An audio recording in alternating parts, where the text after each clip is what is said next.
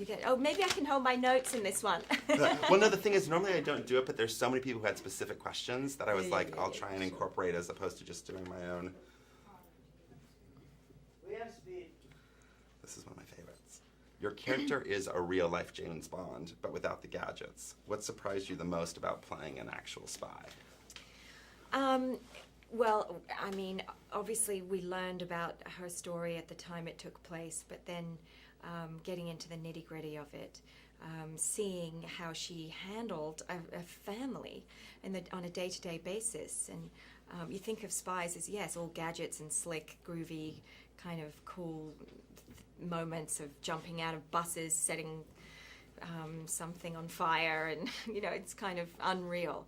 But this film is obviously rooted in truth, and so just seeing the kind of ordinariness of her life juxtaposed to leaving the household and going off to strange places and without her family properly knowing about it. I know you went through like a CIA boot camp. Can you tell me a little bit about that experience and how it...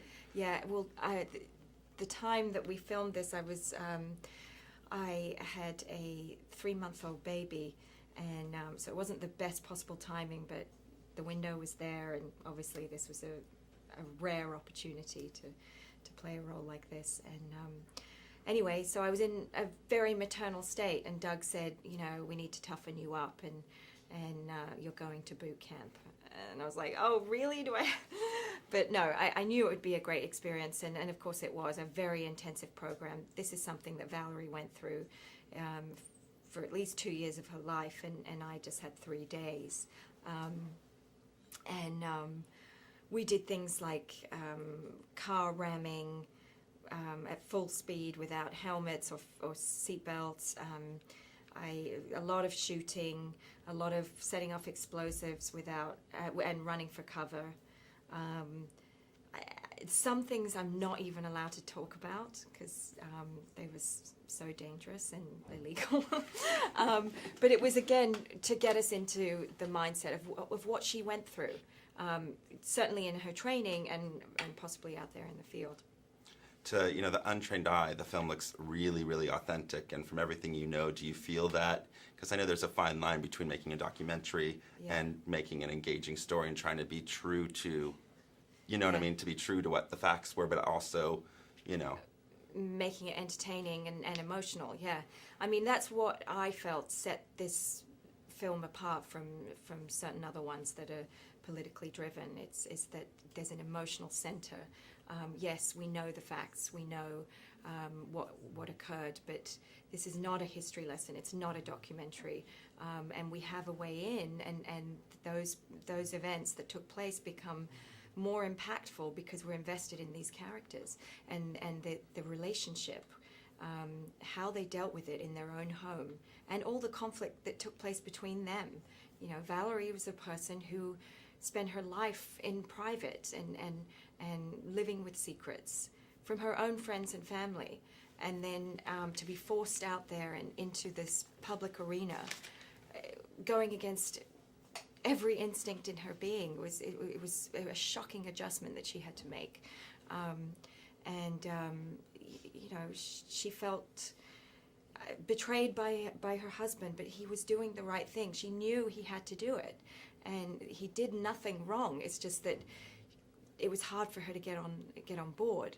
It took time, and then once she realized that this was the right and only thing to do, it becomes like an act of love. It's like, I'm going to do this for our marriage, and because yes, it's right. And that's the message of the film, is that we can walk away with the inspiration and encouragement to stand up to what we believe is true, despite massive consequence. Not being an American, obviously, and now living here, did this movie change your view on the American government? No, because I think, yes, it is a political thing, and it is, but it could have been any government, any administration in any country that this took place in, and it goes on all over the world, all the time. but it has relevance, despite the fact that it's rehashing old history. It has relevance because of that message, that we should all be proud to stand up and speak the truth. One of the moments in the movie that just, for me, resonated was you lying in the bed being like, I don't have a breaking point.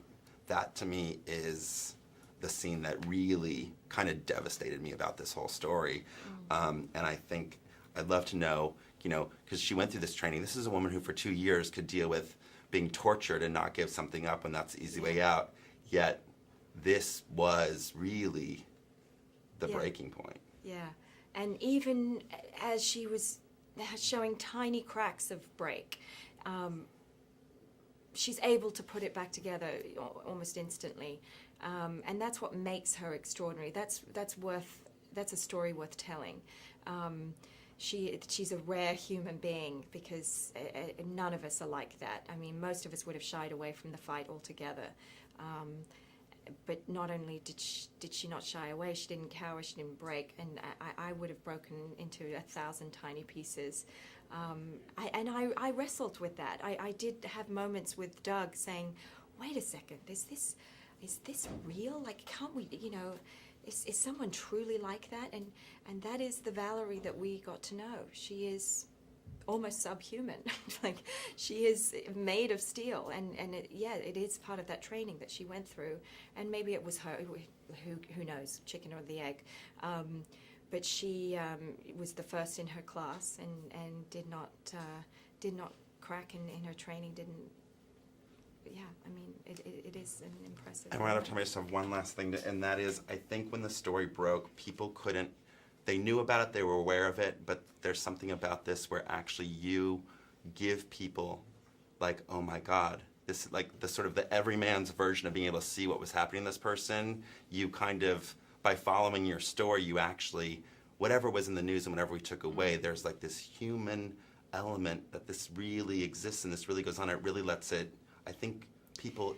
Well, I think that's Jez Butterworth and John Henry Butterworth, their script. It really, I think it was really important to them to not just make us relive history, but to give us a way to access the politics and the information and hold on to that by driving it with this emotional story of their marriage. To me, that's what it's really about. How they stay together against all odds. All right, thank you. Sorry, guys, I know I went over for a minute. That's okay. No, we're going to go to the next. We're one last with Richard.